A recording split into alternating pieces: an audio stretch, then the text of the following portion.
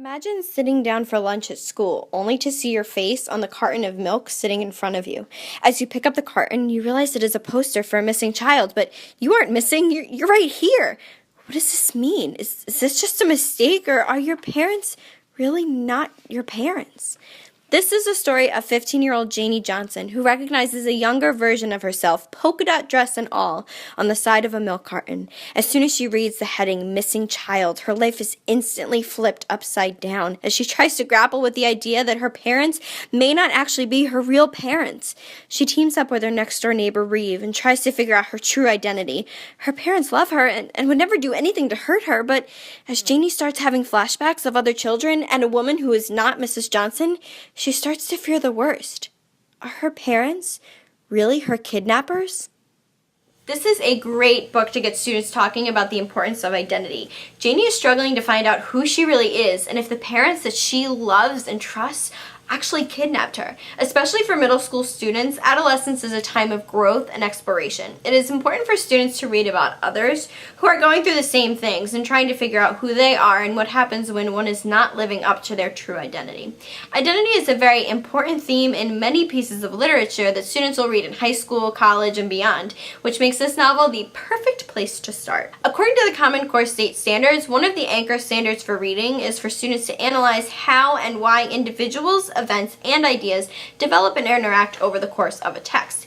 In this novel, we get to see Janie grow as a character and watch her true history become revealed.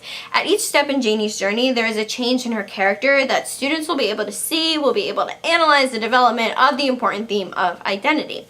In addition, students can look at the structure of the text and assess how different points of view shape the text. Students can determine what it would be like if your own child came up to you and accused you of kidnapping them. This novel will expose students to the importance of identity and help prepare them for books such as The Outsiders by S.E. Hinton, Boy Meets Boy by David Levithan, Catcher in the Rye by J.D. Salinger, Death of a Salesman by Arthur Miller, Sophocles' Oedipus Rex, and many more. This novel is told in third-person limited point of view, which follows one character giving readers a look into her internal thoughts. We are only given Janie's perspective, which demands the students to consider what this would be like coming from another character's perspective, like Reeve or her questionable parents. This novel also needs students to understand some unfamiliar terms which frequently appear in the text, such as cults and changelings. During one of Janie's flashbacks, she thinks of a fairy tale with changelings and relates it to her own situations, but students need to have that background information in order to understand the connection between folklore and Janie's situation. This text supports readers in their understandings of flashbacks by placing any memory from the past in italics.